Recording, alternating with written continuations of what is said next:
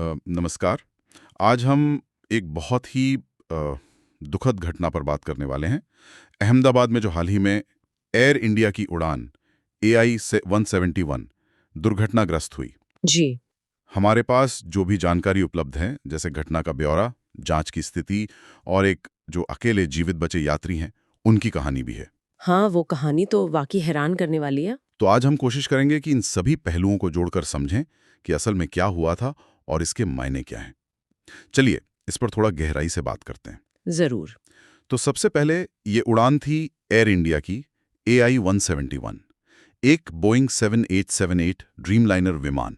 जी। Registration number VTANB। हाँ, और ये 12 जून 2025 को अहमदाबाद से लंदन गैटविक जा रही थी। जी। विमान ने दोपहर को करीब 1:38 बजे भारतीय समय के हिसाब से टेक ऑफ किया था। ओके। लेकिन उड़ान भरने के बस कुछ ही देर बाद ये हादसा हो गया। शुरुआती रिपोर्ट्स के मुताबिक ऐसा लगता है कि विमान शायद ज़रूरी ऊंचाई, मतलब करीब 600-625 फीट तक भी शायद नहीं पहुंच पाया था। अच्छा, इतनी कम ऊंचाई पर? हाँ, और उस वक्त ऐसा भी लगता है कि विमान के लैंडिंग गियर नीचे ही थे और विंग्स पर जो फ्लैप्स होते हैं, हाँ, जो टेक ऑफ और लैंडिंग में मदद करते हैं। जी, वो भी खुले हुए थे। और फिर विमान सीधे मेघानी नगर इलाके में BJ मेडिकल कॉलेज के हॉस्टल की इमारत पर जा गिरा।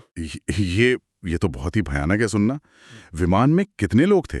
230 यात्री और 12 क्रू सदस्य, है ना? जी, कुल 242 लोग। और खबरों के अनुसार विमान में सवार 241 लोगों की जान चली गई। हाँ, और सिर्फ विमान में ही नहीं, सही कहा। जमीन पर भी जहां विमान गिरा वहां कम से कम 38 लोगों की मौत हुई। ये आंकड़े तो दिल दहला देते हैं। बिल्कुल, ये पिछले कई दशकों में देखे तो भारत की सबसे भयानक विमान दुर्घटनाओं में से एक है।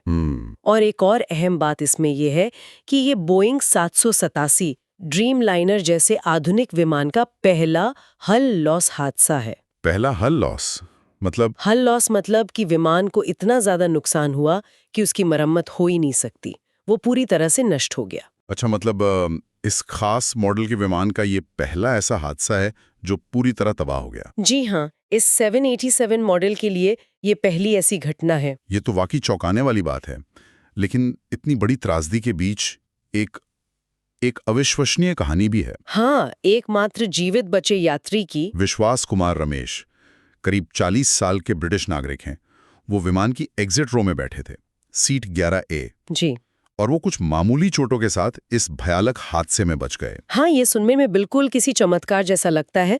विशेषज्ञ भी यही मान रहे हैं कि जो एग्जिट रो की सीटें होती हैं, उनकी बनावट अक्सर थोड़ी ज्यादा मजबूत होती है। अच्छा। हाँ, और वहाँ पैर फैलाने के लिए जगह भी ज्यादा होती है।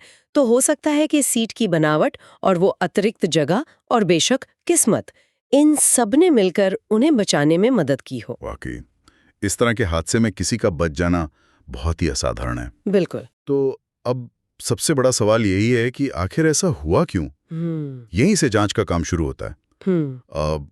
क्या दोनों फ्लाइट रिकॉर्डर मिल गए हैं? जी हाँ, बचाव टीमों ने दोनों ब्लैक बॉक्स ढूंढ लिए हैं। फ्लाइट डेटा रिकॉर्डर यानी FDR, जो विमान के सारे तकनीकी आंकड़े रिकॉर्ड करता है। हाँ, जैसे स्पीड, ऊंचाई, दिशा वगैरह।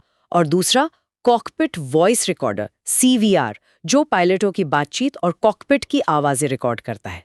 तो ये दोनों मिल गए? ये तो जांच के लिए बहुत जरूरी है। जी हाँ, बेहद महत्वपूर्ण सुराग होते हैं ये। तो क्या इनसे कुछ शुरुआती जानकारी मिली है?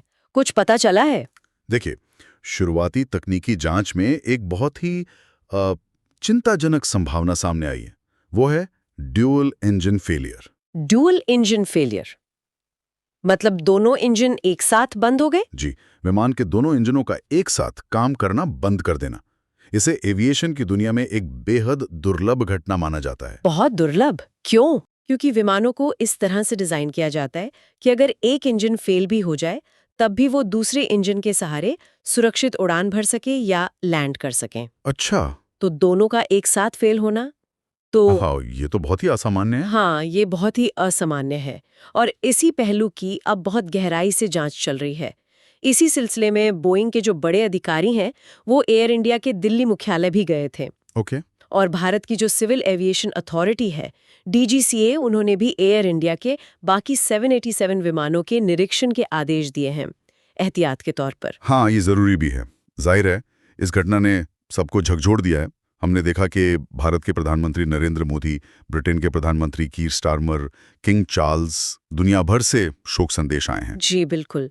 इस समय कई एजेंसियां मिलके काम कर रही हैं। एयर इंडिया तो है ही, साथ में विमान बनाने वाली कंपनी बोइंग, भारत की DGCA और अमेरिका की NTSB जैसी संस्था, जो परिवहन सुरक्षा जांच करती है। हाँ, ये सभी टीमें मिलकर ब्लैक बॉक्स से मिले डेटा का विश्लेषण कर रही हैं, पता लगाने की कोशिश कर रही हैं कि असली कारण क्या था। क्या ये वाकई इंजन फेलियर था, या फ्लाइट कंट्रोल में कोई दिक्कत थी, या फिर कोई मानवीय भूल।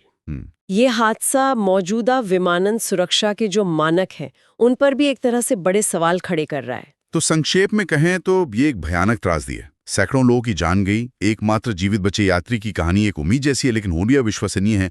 और जांच एक ऐसी दिशा में जारी हो जो बहुत ही दुर्लभ है, दोनों इंजनों का एक साथ फेल होना। और यहीं पर ये एक बड़ा सवाल खड़ा होता है ना, कि आज के समय में जब हमारे पास इतनी एडवांस टेक्नोलॉजी है विमानों में, तब भी ऐसी दुर्लभ और विनाशकारी विफलता कैसे हो सकती है। सही कहा। ये घटना कहीं ना कहीं आधुनिक विमानों की जो जटिलता है और उनकी सुरक्षा के लिए जो कड़े नियम बनाए गए हैं, उनके बीच के संतुलन पर हमें सोचने को मजबूर करती है। और भविष्य में हवाई यात्रा को और सुरक्षित बनाने के लिए हम इससे क्या सीख सकते हैं, ये देखना बहुत जरूरी होगा।